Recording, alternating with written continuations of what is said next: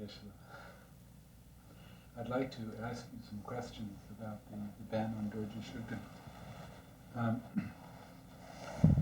I have heard many different reasons for the Dalai Lama's ban on the practice of Dorje Shugden. Would you please give me all of the reasons for this ban that you are aware of, please? I think if you basically sum up the reasons for which the Dalai Lama has put the ban, you can straight away give two reasons for that.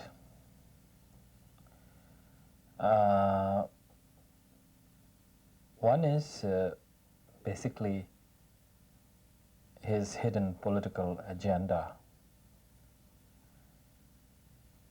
if I might say. And the second is because he feels a unity is going to be achieved by bringing about a ban on Dorje Shugden. Of course, that is not really correct or true, neither of these.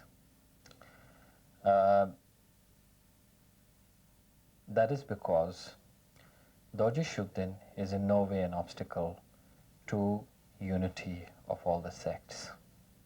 There's a lot of lies being said about these kind of things, that Dorje Shugden is a major obstacle to the unity of all sects. In fact, all the different traditions, I would rather prefer to call it tradition than sects, all the different traditions of Tibet have their own unique protectors. And each of those unique protectors are uncommon protectors of those respective traditions and lineages. So why is Dorje Shugden being singled out as the big enemy of unity and being singled out as the main object of sectarianism? That is absolutely not true. It's a big lie. Actually, the main reason behind the ban on Dorje Shugden is because Dorje Shugden has been very, very popular. You see, Gelugpas have been a majority in Tibet. They happen to be a majority also in exile. Now, I'm not saying that's good, that they are a majority. I'm not capitalizing on the majority stuff. What I'm basically saying is that in numbers, it so happens that Gelugpas are a majority. Again, it so happens that Dorje Shugden worship is also, very, very popular amongst the Gelugpas. But let us say it's not only popular amongst the Gelugpas, it's also very popular amongst the Sakyapas, which is the other tradition.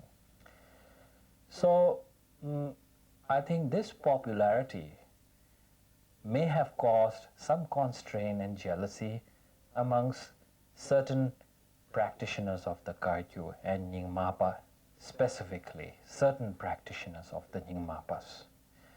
Now, jealousy and competition in connection to growing popularity of your neighbor or somebody else is a common aspect, and in the history of Tibet there has always been this tussle and quarrel and disagreement and argument on the basis of fame, popularity, patrons, property, disciples.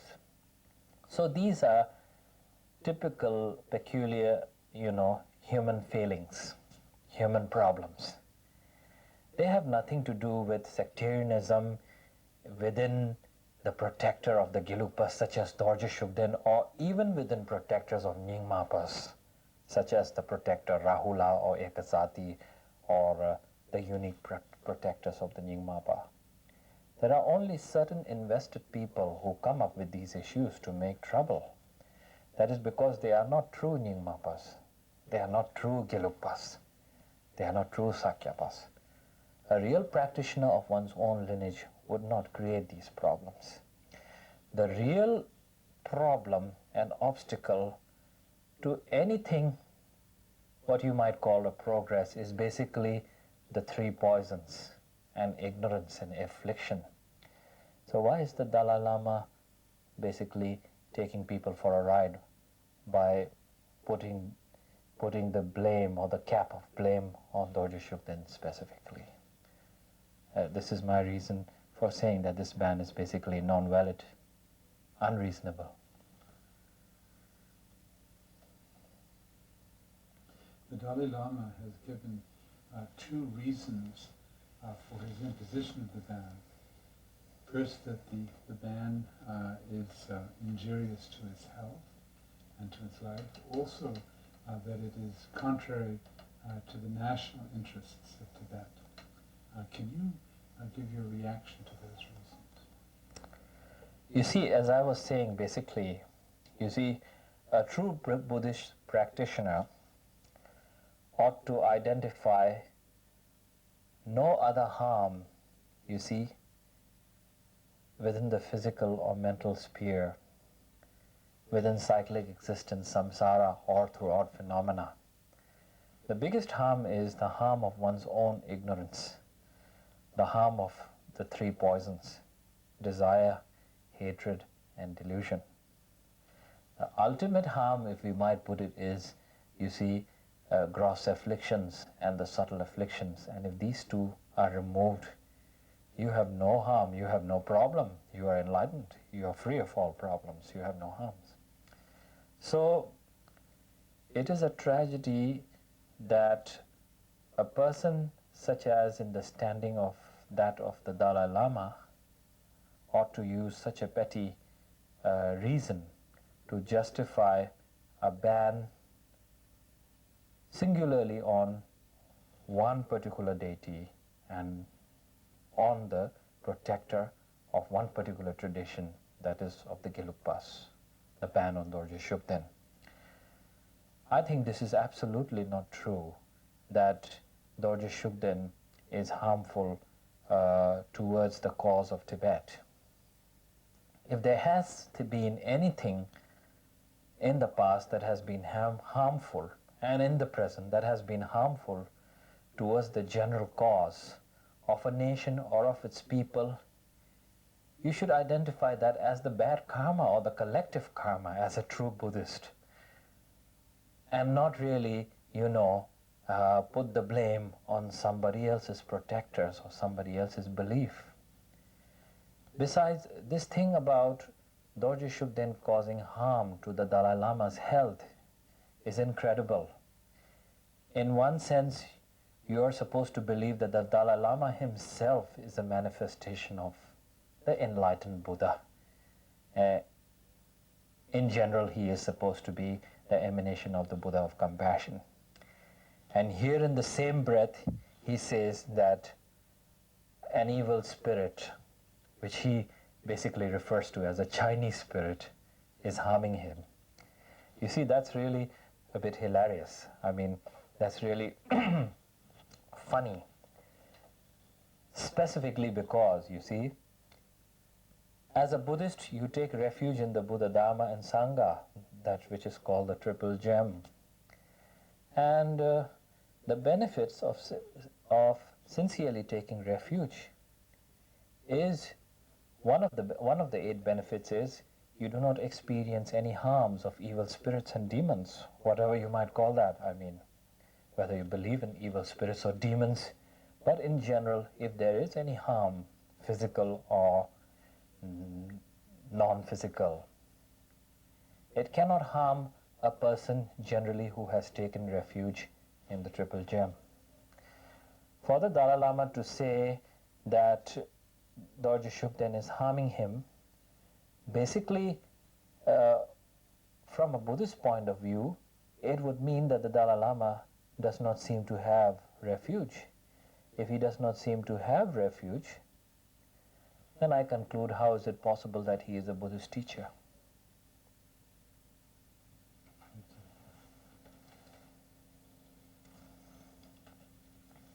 You referred in one of your reasons to the Dalai Lama's political agenda in imposing the ban. Could you elaborate on that, please? You see, what I mean to say by the Dalai Lama's political agenda is that actually Dorje Shugden has been made a scapegoat for his political and his spiritual failures.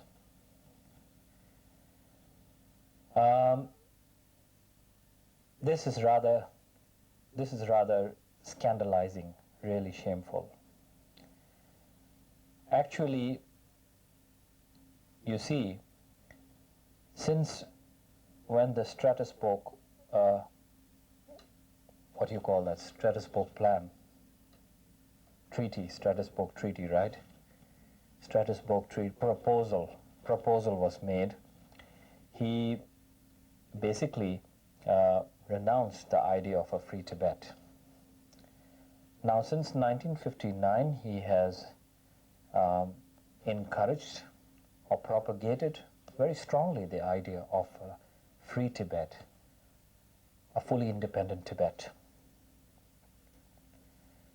But it was in 1989, and much before, perhaps even much before the Strasbourg proposal, that he must have realized that it was absolutely irrational or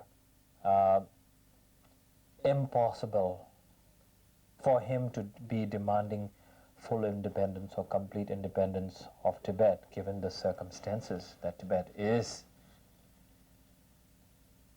at present. So it was basically during the Strasbourg proposal that he had renounced the idea of a free Tibet, of a completely independent Tibet. But as I said, because he had been propagating complete Tibet and full independence for Tibet since 1959, so it had been difficult for him to convince people that this was not going to be possible. You see the masses of Tibet. So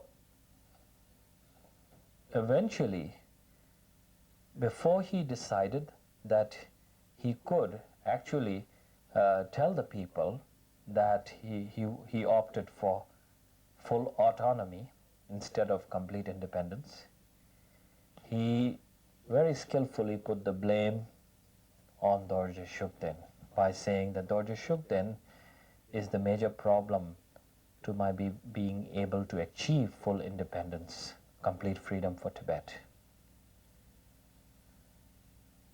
So, you see, that goes to say that he used a religious issue and made it into a political one. This is what I mean by saying that he had a hidden political agenda. The other thing about Dorje Shugden being an obstacle to the unity of all the Tibetan traditions and Tibetan lineages is definitely not true. You see, prior to the Dalai Lama blowing this Shugden, blowing the issue of Dorje Shugden and making it into a controversy out of proportions, there was no such problem in the beginning. If there was such problem in the beginning, why didn't he think about it 20 years before? There was neither such problems of proportions as he has been depicted it in Tibet also. So now it has been blown out of proportions, and he says Dorje Shugden is a problem towards bringing about unity of all the different lineages and traditions. That's not true. That's absolutely not true.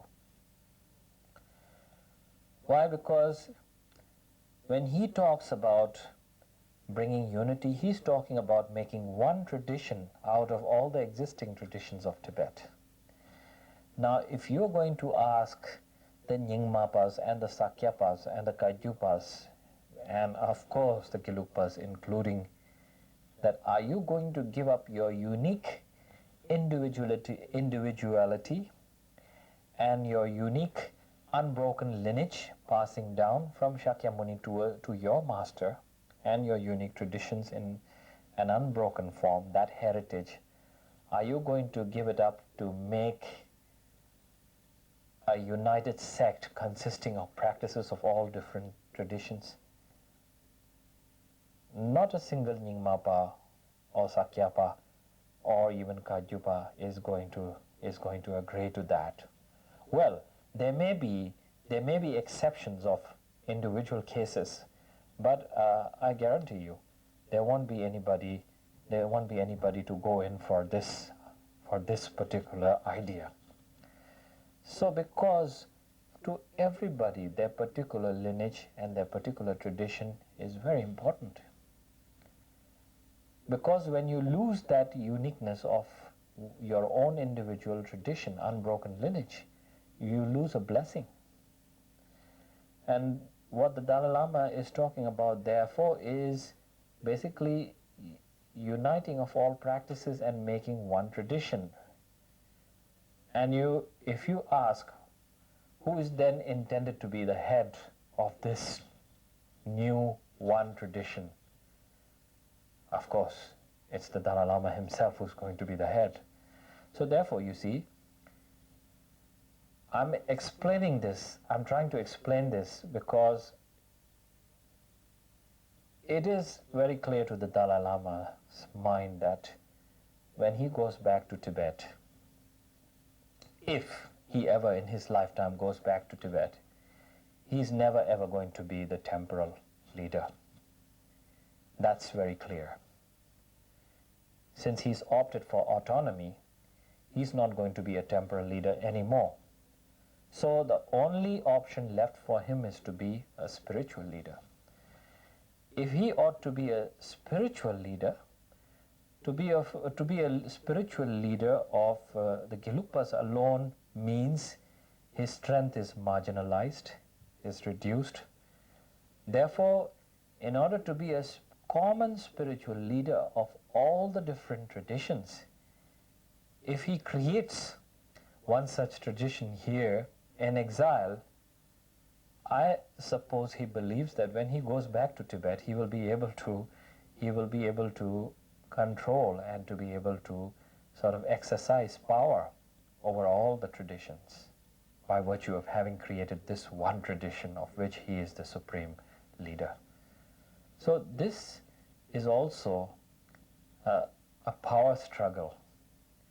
This is also a power game. And it's again the same, a hidden political agenda. That's what I'm trying to say.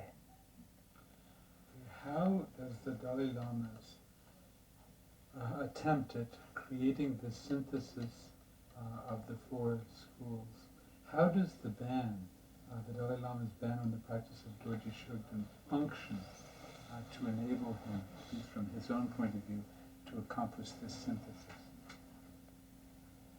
How does the practice of Dorje Shugden function to obstruct the fulfillment of his plan to create a unified single tradition of Tibetan Buddhism? Well, you see, it is the Dalai Lama's understanding and the Dalai Lama's wrong notion, if I might put it that way, along with a collective group of individuals who have misconceived, or let us say, developed the idea that the practitioners of Dorje Shugden are sectarian. They are fundamentalists in nature. They are extremists. That their agenda basically is a hidden political agenda, you see, and that they are basically anti-eclectic and anti-ecumenical. They are against other traditions. Now this is veritably a false accusation, which is absolutely not true. So,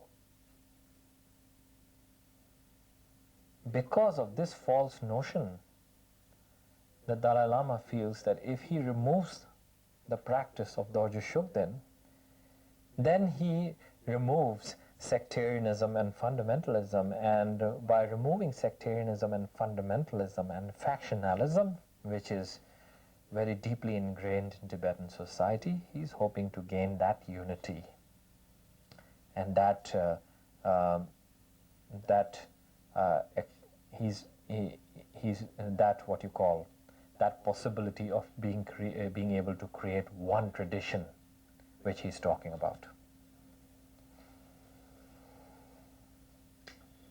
Thank you.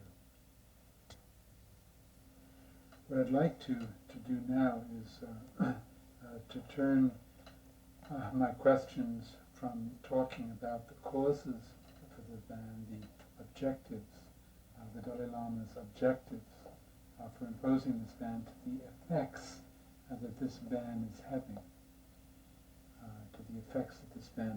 Having. First of all, I'd like to ask you, what effect has this ban had on you personally? What has been your personal experience as a result of the imposition of this ban? Well, as you know, the general effect of this ban has really been terrible and not good for many people. But since you are asking to me more an individual question, let me tell you something like this. I am just an ordinary Tibetan Buddhist monk, and supposedly a Tibetan Gelugpa Lama. And I run a small monastic institute in the south of India, in the Bangalore city in the Karnataka state of India. And I have a small charitable trust too. We don't have many benefactors or supporters who help us carry on our small community and who help us financially. So in that sense, you know, I don't necessarily experience this loss of benefactors, friends and supporters like the bigger organizations or bigger institutes or bigger groups of practicing Dorje Shugden followers have been experiencing.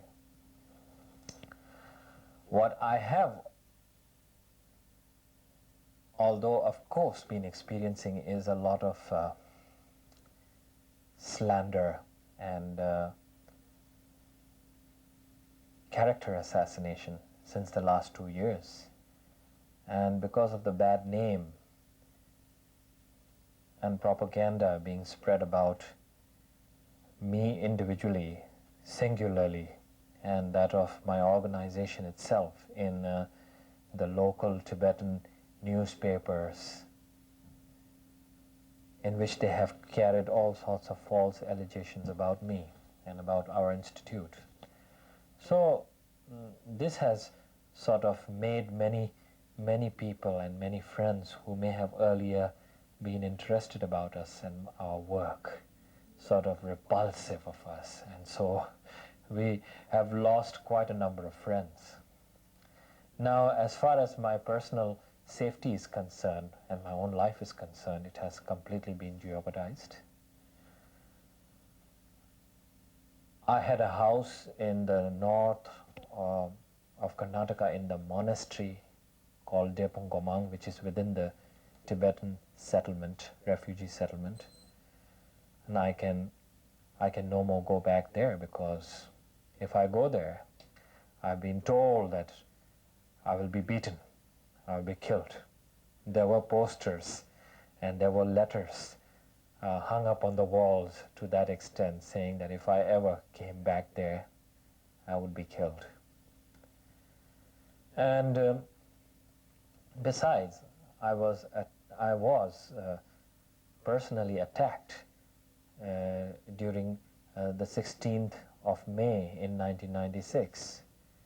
There were about 70 or 72 strong group of Tibetans who had come on my residence in Bangalore, and they were shouting for me, yelling for me, hurling abuses and threatening us. And I wasn't there exactly. I was out of station. I was in the Bailakupi settlement, Mysore. I was there preparing for the peace protest with the monks in the Serame monastery. And so I believe if I would have been there, I would have been manhandled. And since then, I've never been safe. I've had to go in hiding on 2 occasions. That was in the year 1996 itself, and 1997 once again, when the security department of the Dalai Lama, or the private office of the Dalai Lama, private secretariat, what they call it, had said to the media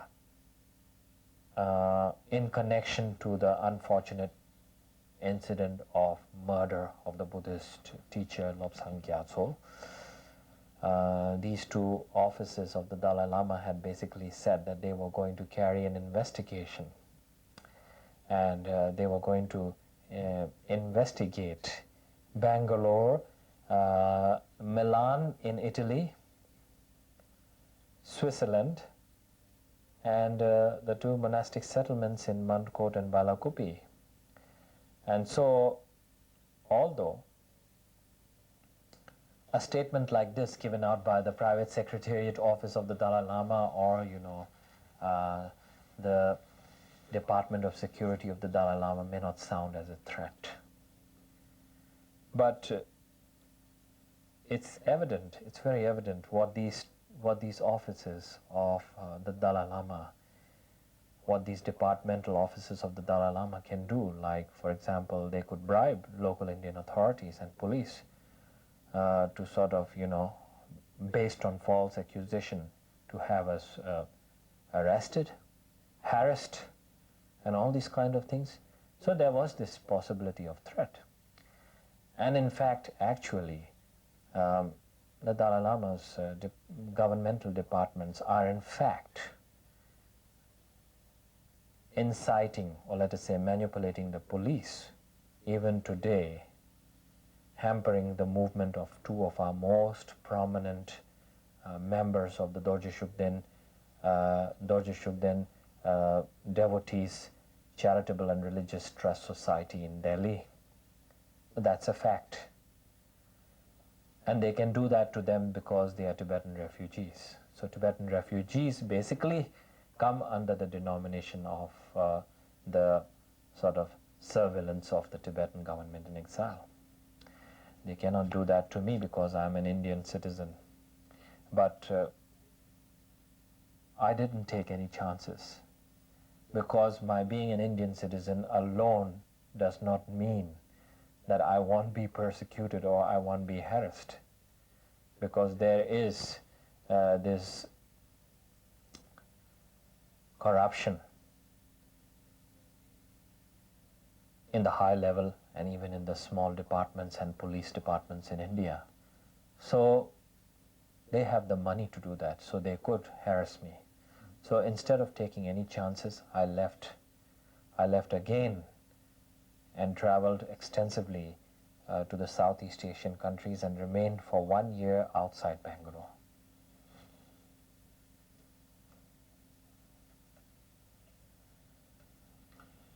How did the ban affect you personally, deep in your heart? How did you react to the ban? What were your deep thoughts and feelings about this ban? Well, I felt a sense of something deep down in my heart, as if it was something was sinking deep down. I felt terrible. I felt very, very sad. I can't tell you how sad I felt and how surprised and how astonished I was to experience the fact that, you see, behind this ban and behind all these outrageous lies and statements, sort of contradictory statements, made by no other person than the Dalai Lama himself. I was very shocked and sad, if I might put it that way, you see. I was shocked and sad. Why? Because I worked very hard for the Dalai Lama. In fact, for these last 5 or 6 years since I was out of my monastery and traveling, everywhere that I went, everything that I did was always towards the fulfillment of his wishes, his aspirations, like every Tibetan, like every Western Buddhist practitioner who, generally speaking, is captivated by the personality and the person of the Dalai Lama, in the sense that they believe that he symbolizes tolerance and compassion, loving kindness, justice. It was quite shocking to discover that this was not true.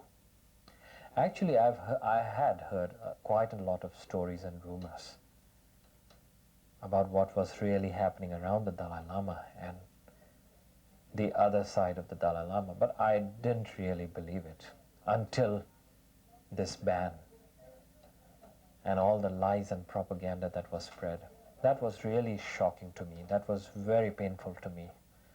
So, in my mind, I was almost sort of blackened out for at least a month or two.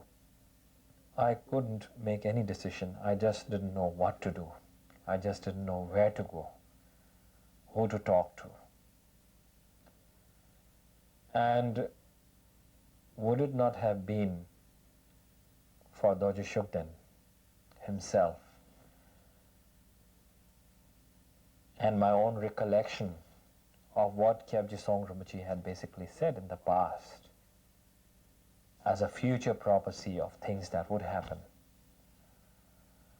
I regained a certain sense of confidence once again, feeling that, well, you just can't sit tight with your hands, folded on a sofa or on a chair and say, oh dear, something has to be done about it. And so, since then, you see, I've been up on my feet and traveling all over the world, something I've never ever done, gone to the most remotest parts of different countries. I found myself become some kind of a traveler.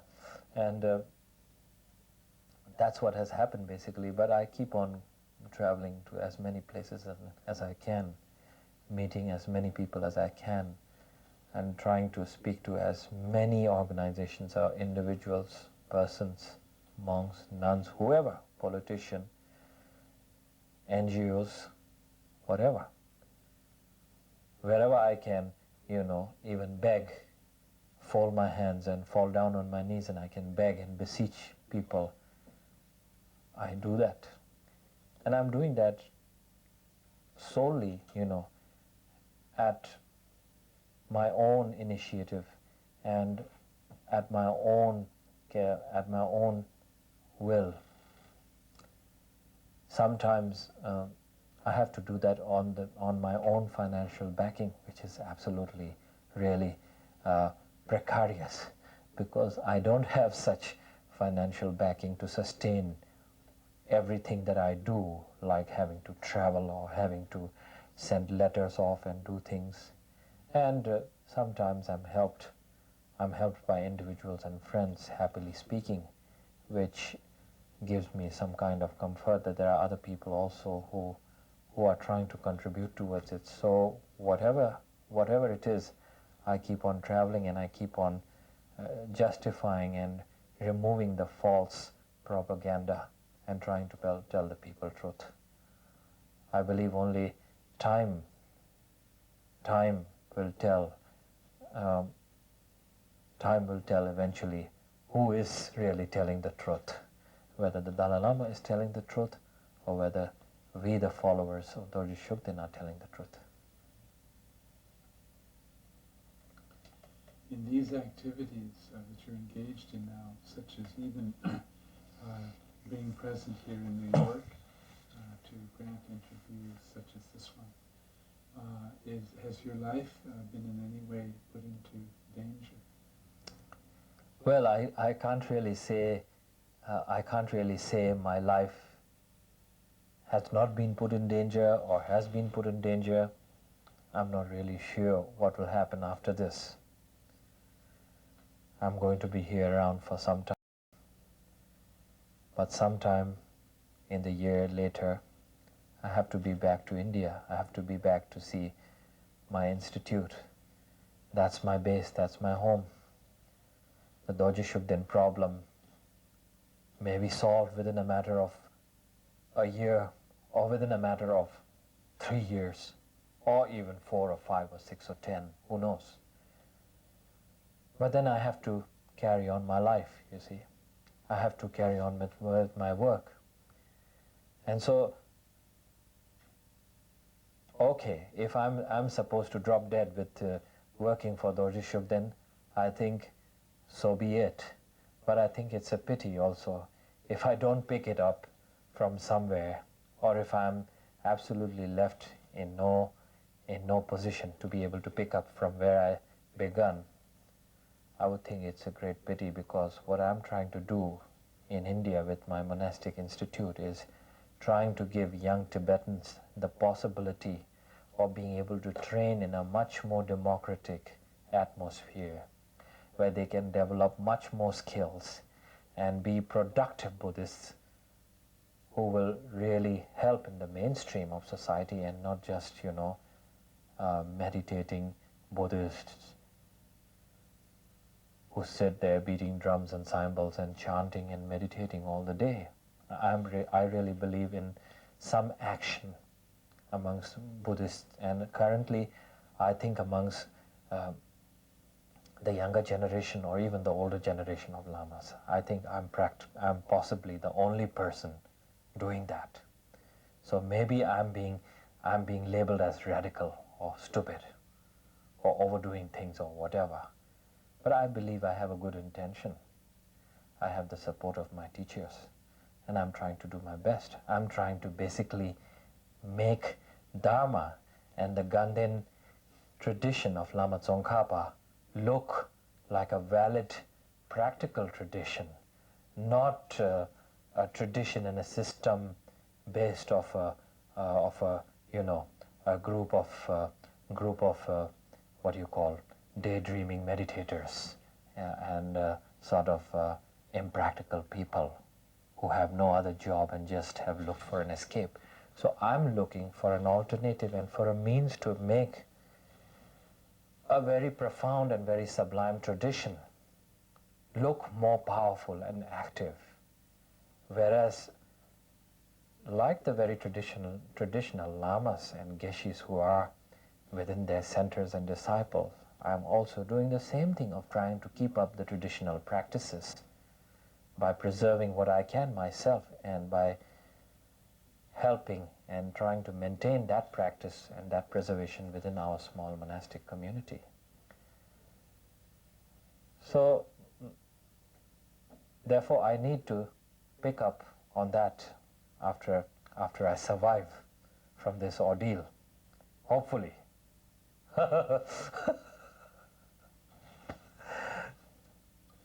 How have your students been affected in their group thinking?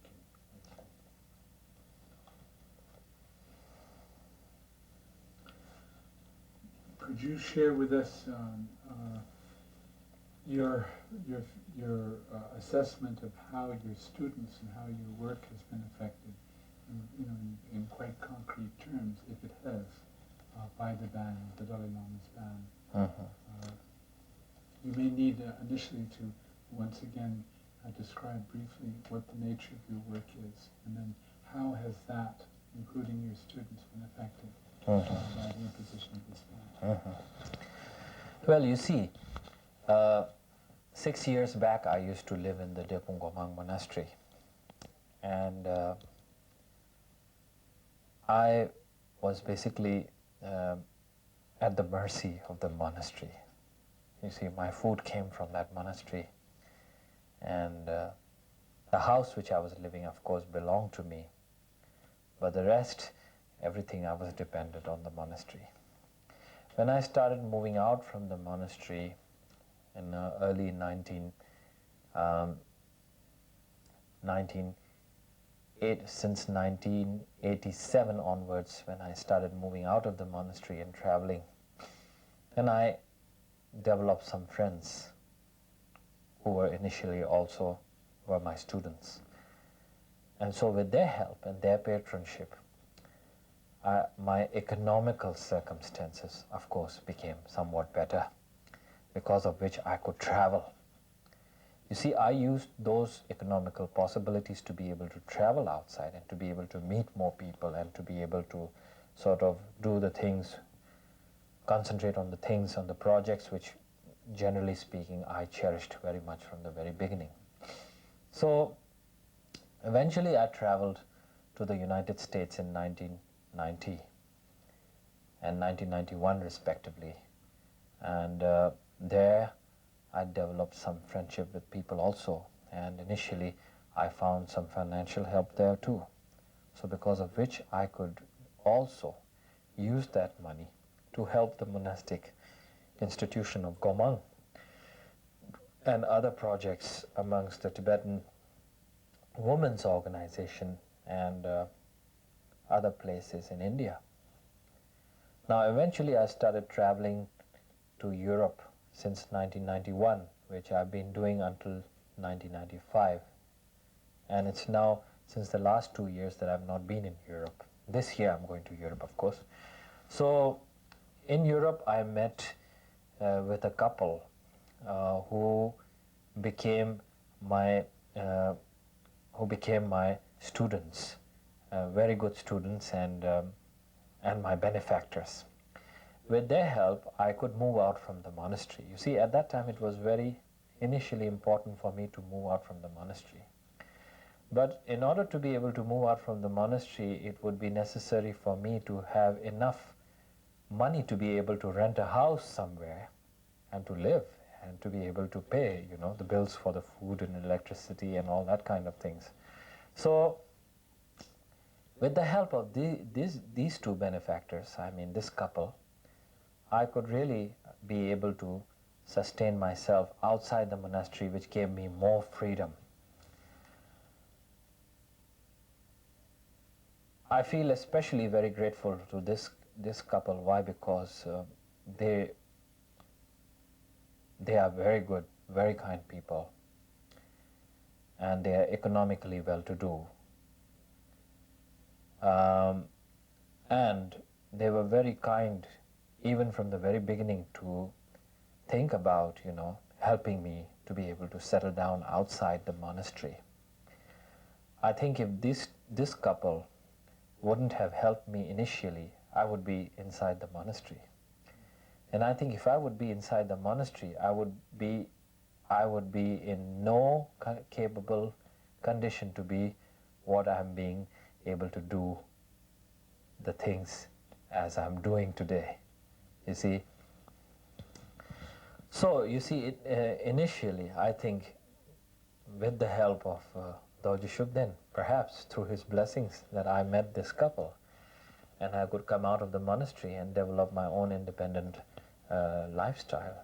And then, as I had always cherished to have a monastic institute different from that of all the traditional setups, so I eventually, since 1993, slowly built up, and today we have a community of 7 monks.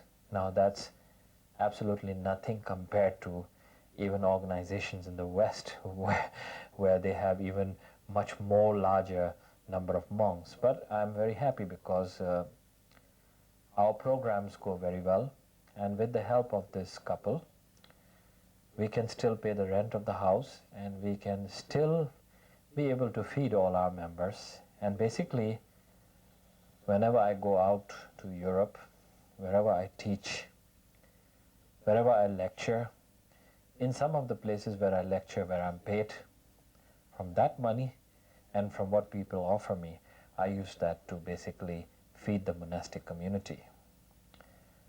We haven't really developed, that great publicity for our community and the things that we do. So we do not really, as I've already stated, have such large financial resources to be able to take care of this monastic institute. But you see, since the beginning of the controversy, that is since the last 2 years, I used to also travel to Germany, to quite a number of places, and I used to have friends at other places and possibilities of being able to really sort of generate funds for our community. But I lost all those contacts because these people were quite disgusted with the fact that I was the spokesman for Dorje Shugden. So I lost some friends and I lost some benefactors and sponsors, and that made it very difficult for me, of course. So that also made it difficult for me to be able to increase our numbers or to be able to move out in a different place. We had other different projects also which needed attention, which needed time and development, which meant that I needed more time to stay in Bangalore and be able to move around and speak with different kinds of people, and that just couldn't happen. So basically what happened was that our charitable trust and the maintenance of our charitable trust, especially our working staff, in our absence, the quality of the work was absolutely going down, and we were not able to pay the salary of our working staff, as a result of which we had to reduce the number of our working staff. And that meant those benefactors or sponsors in the West who were not getting reports on time, who were not getting the right financial sort of reports and so on, reports on the projects, were becoming very irritated. So right now they're quite irritated, and I don't know how to tell them, whether to tell them that, look, my life was jeopardized and I was in exile and so I couldn't do anything about it. Whether that's a good reason or not, I can't say. That was one very big problem that I had to face. And the other problems were, of course, I lost many students and friends in Italy, in Germany. Within Holland also I lost a few friends and a few people. Within India I became isolated from the community that I used to help and work for, the major Tibetan communities. So it was like becoming marooned, in an island. But anyway, that hasn't really made us drop dead, We still live, we still can pay our bills, we still can manage, so it's not really that big a problem. But since you asked me specifically what problems it had created, so I'm giving you specifically the answers. Thank you. Do you have any family or relatives that have been affected by this ban? Or has it affected your relationship with any of your family or relatives? Well, frankly speaking, that has not been the case with my family and my relatives. Of course, my brother was a little concerned, about, I have a younger brother, and he was a bit concerned about my stand and about my going to the press and openly speaking out against the ban and all this kind of things. So he was suggesting that I better take it cool, But eventually he's almost come to learn a lot about the other side of the story. So it's no bigger problem. From your direct observation, first of all, and then from what you've heard, can you share with us how this ban has affected Tibetans. First of all, has it created any problems for monks and monasteries? Also, what kind of problems have you been aware of that it's created for lay people in the Tibetan settlements? Well, as I can say, the destructive influence or the destructive. Can you share with us how this ban has affected Tibetans? First of all, has it created any problems for monks and monasteries?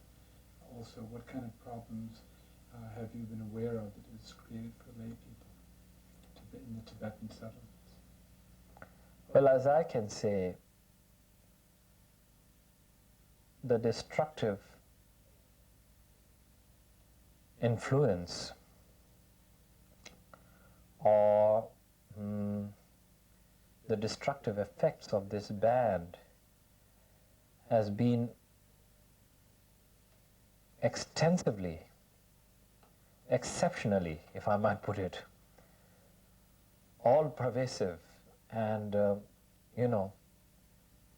sort of completely encompassing the whole of Tibetan society as a whole, in the sense that not only has it affected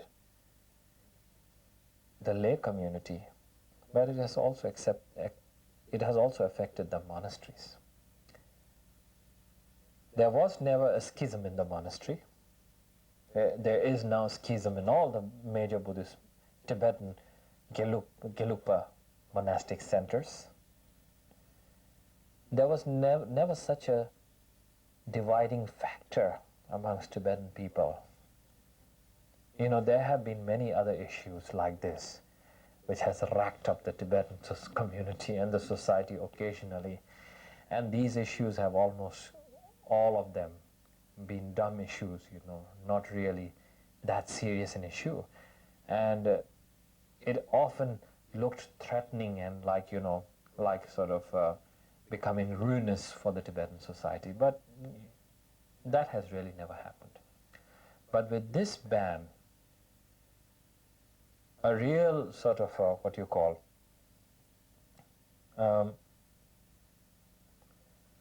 division has taken place between many Tibetans. So the son has become suspecting of the mother has become suspecting of the daughter, couples have separated on the basis of this ban, friends have become enemies, people look at each other with suspicion, people, when they meet each other, don't even talk to each other because they suspect one or the other might be a Shugden practitioner. And it would be very bad to be talking to a Shugden practitioner. You can imagine then how a Shugden practitioner would become in this case, you see, absolutely marooned and isolated. So basically, in short, you feel like absolutely like excrement, like you are excrement, you are nothing, you are not a human being. You are just mere shit, excuse my language, but that's what that's what it's made us all look like. It's incredible. You say that the ban has affected the monasteries, has caused division in the monastery.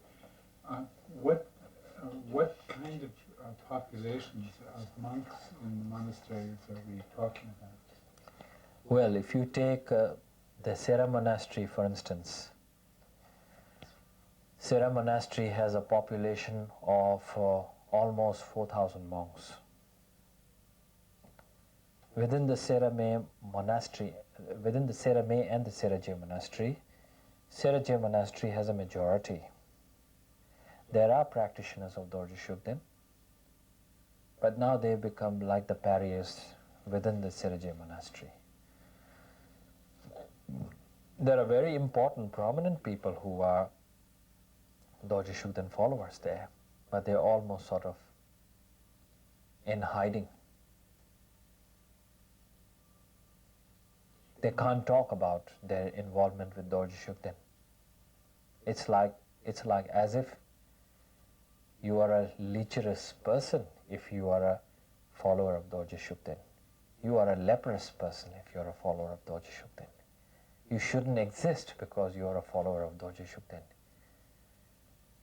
You are just, a nuisance to society, a louse.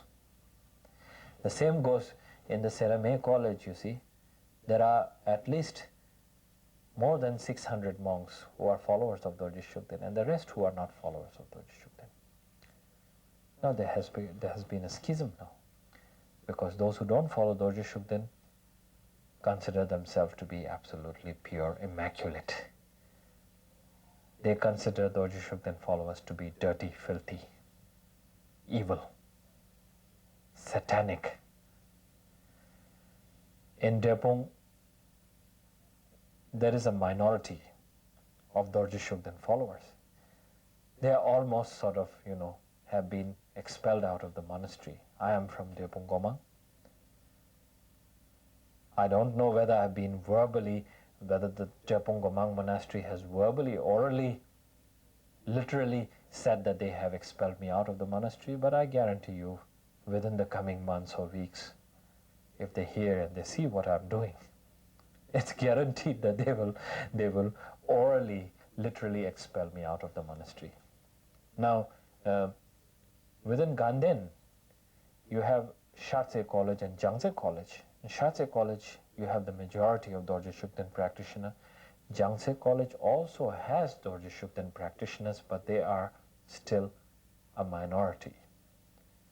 Those who are speaking out against the Dorje Shugden practitioners are almost all the younger generation of monks. It goes to go the same for Serje. It goes to say the same for Serame. These are all the younger generation of monks and a few misconceived senior monks who are speaking out against Dorje Shugden. If you make an investigation, you will see that those involved with Dorje Shugden are the real dedicated people with a lot of knowledge and integrity. And those not involved with Dorje Shugden people are really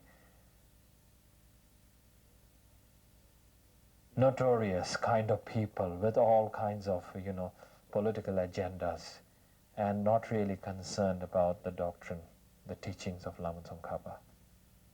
Now, when you say prominent people, senior people, are you talking now about lamas, reincarnate tulkus, geshes, who are practitioners of Dorje Shugden? Yes. Of course, the persons that I'm speaking of consists of lamas, geshis, and so on, and of course also well-known monks and so on.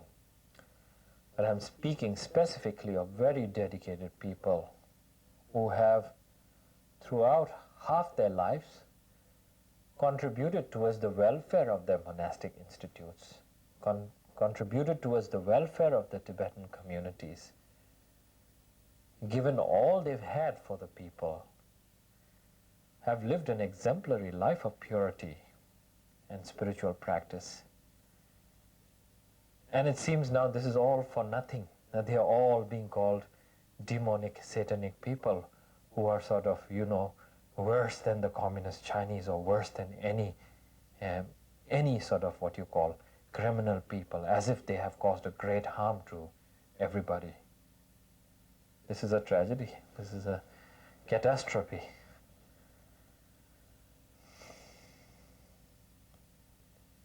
Have these kinds of statements or these kinds of accusations caused any instances of violence within the monastic communities that you may have either witnessed yourself or heard about?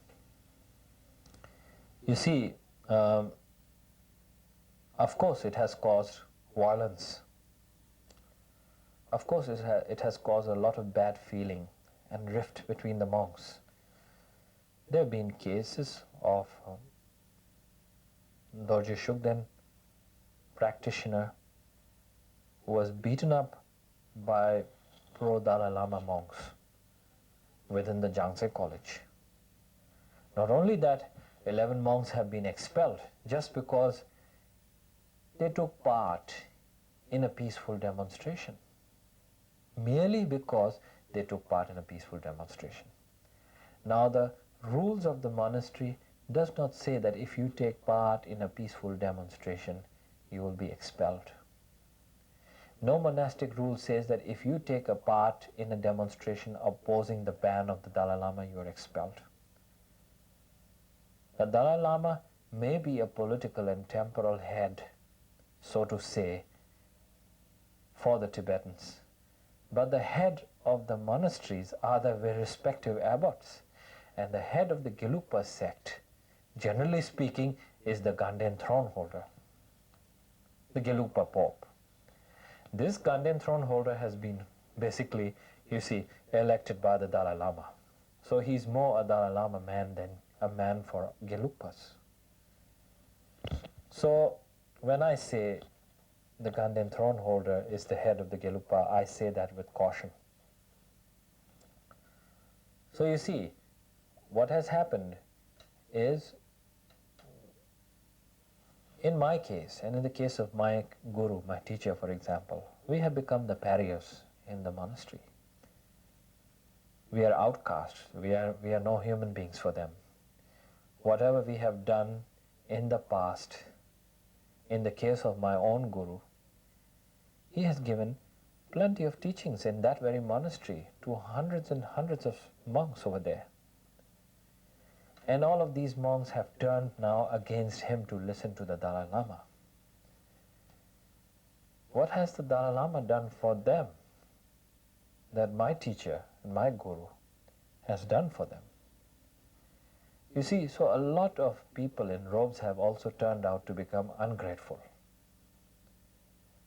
have basically abandoned the law of cause and effect, and have just gone like, crazy, street dogs when they go by the scent of meat or bone wherever they, wander. So a situation like that has come. And monks have been killed. Some monks have been killed in the Serajé monastery. They've been very secretive about that. But there has been tension, as a result of which there has been fighting and killing amongst the monks. So, you see, the effect is really terrible. You can't describe it.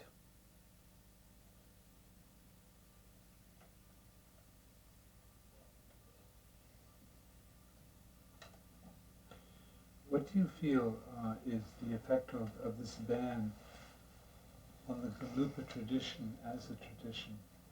What will happen to the Gelugpa tradition if this ban is not lifted? In your view, what is the future of the Gelugpa tradition if this ban is not lifted? I think the Gelugpa tradition may have many protectors. That is for sure. The three main protectors instituted for Gelugpa tradition is Mahakala, Vaishravana, and Kalarupa. Of course. But the uncommon protector for the Gelugpas is Dorje Shugden. Now, if this ban on Dorje Shugden is not lifted, since Dorje Shugden is the uncommon protector for the Gelugpas, it goes to say without doubt that the future of the spread of the Gelugpa teachings, the protection of the Gelugpa teachings, which basically means the protection of our own minds and our own conditions and facilities to be able to practice that pure Ganden lineage, I think will be lost. So I think there won't be any future for the Gelugpa tradition.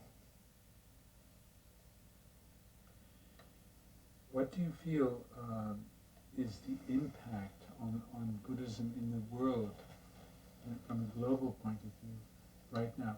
What will be the implications or the consequences for Buddhism in the world, both now and in the future, if this ban remains in place, if the Dalai Lama does not lift this ban? I think the implications in the future for Buddhism in general will be very bad, especially because even if the Dalai Lama says that this Dorje Shugden issue is a very minor, small little issue being highlighted by a group of fanatical followers of Geshe Kelsang Gyatso, as he puts it, or his government puts it, you see. What they are trying to undermine the fact that there are people who are not happy.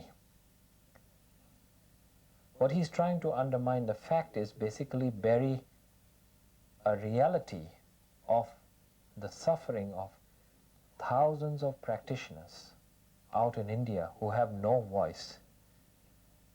And that now is being presented by the spirited students of Geshe-la and Geshe-la himself. So we feel happy about that. We feel really inspired, and people like myself feel a little courage to come out and do something. And so you see, this is not a matter of a handful of people, a minority. Just because those thousands of monks dare not speak, dare not say anything, just because those very eminent Gelugpa Lamas dare not open their mouth to the Dalai Lama, doesn't mean he can do anything he likes, doesn't mean he can say anything he likes and cover up facts and reality. You see, the fact is that because this is not a minor issue, this is a major issue, which the Dalai Lama and his government is trying to manipulate and undermine by making it look like a minor. By doing that in itself, you see, they know for themselves what a great harm and what a big problem it is actually. And if the Dalai Lama does not himself solve this problem, this will create a very bad schism in the future. And this will create a very bad impression in the future amongst all the practitioners. In fact, he will bring a bad reputation to himself. It's not so much what we do as demonstrating and standing up in vigils and asking him for religious freedom. It is more his intolerant stand that will eventually spread everywhere. And people are intelligent. They will learn, they will know, they are not stupid. So it will create a bad reputation for him in the long run, not a good reputation. So it will be damaging to him and harmful to the teachings, to the spread of the teachings. And if he gets away with this, it means he can do similar things to the protectors of other traditions too, which then will contribute to the fragmenting of all Tibetan traditions, where you will see one day that there's nothing left. You see, that's why I think this is a very dangerous situation. Rinpoche, in your estimate, how many practitioners of Dorje Shugden are there in the world as a whole? How many people are actually directly or indirectly affected by this ban, by being Dorje Shugden? And this is by being Dorje Shugden practitioners. This is not just those in India or the United States, but in the world as a whole. Well, what I can say is within the world as a whole, there are 2 million Dorje Shugden practitioners. This comprises of Mongolia, China, Tibet, Taiwan, Singapore, Malaysia, Indonesia, India, of course, Nepal, the United Kingdoms, Netherlands, Germany, Italy, United States, Mexico, and even what you call Brazil. Yeah, Brazil. And there may be a few more places I can't remember. Anyway, all the followers in all these places, I would say safely, I would estimate them as 2 million people. And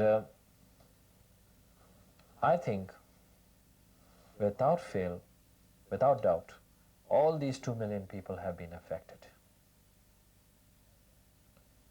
Now, the effect on those who are actively protesting, opposing the ban, people such as Geshe Kelsang Gyaltso and people such as myself, we are directly threatened, and we are sort of experiencing the backlash, and we are experiencing the consequences of threats to our life. But even those who would not be openly opposing it, but would be silently continuing their practices, it doesn't matter whether they oppose or whether they do not oppose, even they are threatened. So can you imagine the number of people who still continue practicing? They don't feel safe. When they travel out, that feeling of safety, that feeling of joy is not there anymore. Many monks have left from the settlements and have returned back to Tibet. They basically say there's no more joy, there's no more happiness. They don't feel welcome, they don't feel joy, they don't feel safe. Many monks have left. Some monks have left the monasteries and have started wandering in the northern parts of India and in Nepal. And they basically say they don't feel like returning back to the monastery because it's not like what it used to be. And so what I'm trying to say is that there's a universal effect which everybody feels, and the common feeling is that of sadness, disappointment. Rinpoche, 3 last questions, And they can be as brief as you wish. Yes, okay. The first question is, will the Dalai Lama lift the ban? Well, this is rather a difficult question for me, right? This solely depends on him, actually. To lift or not lift the ban actually solely depends on him. But I think if you look at the Dalai Lama's changing agendas and changing policies, it wouldn't be difficult to say in that sense that, perhaps the Dalai Lama will uplift the ban. That's what I can say from one aspect, from one point of view. On the other hand, you see, it looks like he wants to really stick to this particular, policy of his, this ban on Dorje Shugden, and that he's really going to play it tough. Now, if that's his idea, then I wonder how long it's going to take for him when he finally agrees to uplift the ban. That's why I'm saying it's a difficult question for me. Okay, the second question is, why? Why will he lift the ban? If he does lift the ban, why will he lift the ban? Well, I think, as I've basically said, his changing policies. His changing policies is one reason why he would consider lifting his ban, and why he would consider saying, oh, actually, I've made an observation that the fact that I put this ban now does not stand valid. It was valid at that time, but now it looks, according to my observation, it's not valid, so I'm going to uplift the ban. The reasons which he might give out in the future, may not be what we expect. May not be what we expect. It might be completely different. So that's what I'm saying. If he may lift the ban, he may have these kind of reasons. On the contrary, again, he might see the futility. He might realize the futility of his really having taken a hard line throughout this issue. And then he might soften somewhere in the long run. That's also another possibility. That also may be another reason for his changing the ban. Can you predict when he might lift the ban? Will this be soon? Predict. Predict. Predict. That's making it more impossible for me. Now, say for example, I said he will lift the ban tomorrow. What do you say? You think it'll be soon? Difficult to say. No, this is really difficult for me to say. Yeah, no, that's fine. Mm-hmm. Thank you very, very much for your perspective. Sure, you're most welcome. That's absolutely wonderful. Okay.